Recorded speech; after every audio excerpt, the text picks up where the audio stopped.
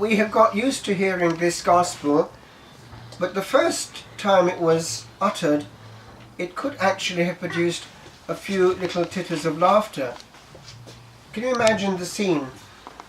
You have this gentleman who's trying his best to pull out a tiny speck out of the corner of the eye of his brother, and he's walking around with a great big plank in his own. And the Lord calmly says, maybe you ought to remove that plank to see clearly first. It applies to us if we're honest. There's an old saying, isn't there?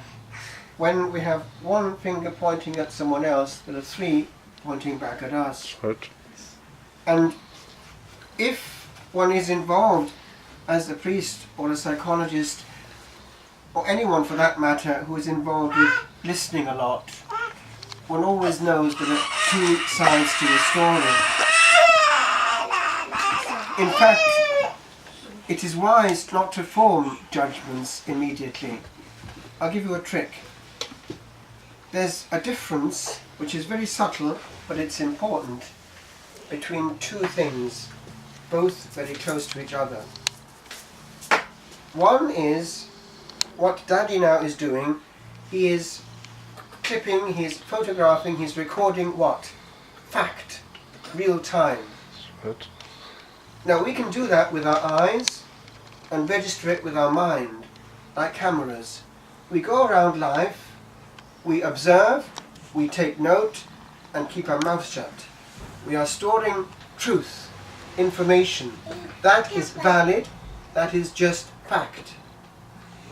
Now, there's another stage which is not quite the same. We can leave it there and go around our existence collecting lots and lots of information, as though we work for the CIA. We know it all. Remember the old James Bond things, we knew things. Well, the other one is quite different. When we start to exercise this ministry, and what is there then comes out there, it has already actually passed through another process en route. It's this.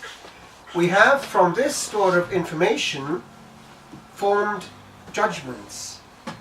Now, it's no longer just a fact of knowing. It's actually then going into a judgment seat and saying, I pronounce this person guilty. And what is more, I am going to carry this information elsewhere and invite other people indirectly to pronounce as a jury my sentence. Now, do you see the difference? Now, if we're honest, which of the two is going on a daily basis? Look at the average cup of coffee. How much character association goes on there? It could be just a help to know things which aren't necessary for information, but half the time it's far more, and I think you know what I mean.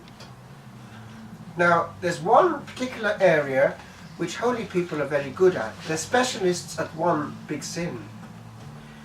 If you look at the cup of coffee of the average holy man and holy woman, it's often revolved on a very specific area of judgment, one which the Lord actually reserves to himself. We know it from lots and lots of holy mystics who have had this from the Lord. There's one thing he does not allow us to do. It's to sit in his judgment seat and pronounce judgment on those who are himself on earth, who are consecrated to him directly as priests, bishops and popes. Now, look at the average cup of holy coffee and what you find.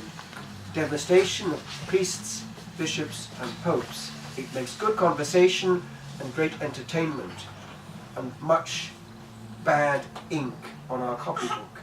We have no right to sit in that judgment seat. Our business is to pray for them. Just the other day, a young priest friend of mine has made noises that he's actually in trouble and leaving the priesthood. Officially that's not the case, but we think it might be the case, and I thought to myself, that need not have happened. I have no idea what's gone on, but I do get the feeling that sometimes it could be linked with a lack of this particular very important element which we can give. Deep, and I mean deep, genuine support.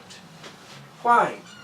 If a priest picks up that lots of people are doing this very thing behind his back, criticizing, criticising, it can lead to what? Illness. We can call it what we like, but it's a form of depression which then can lead to caving in and throwing in the fanwell. And we know what that means. It's Old Nick having a great victory.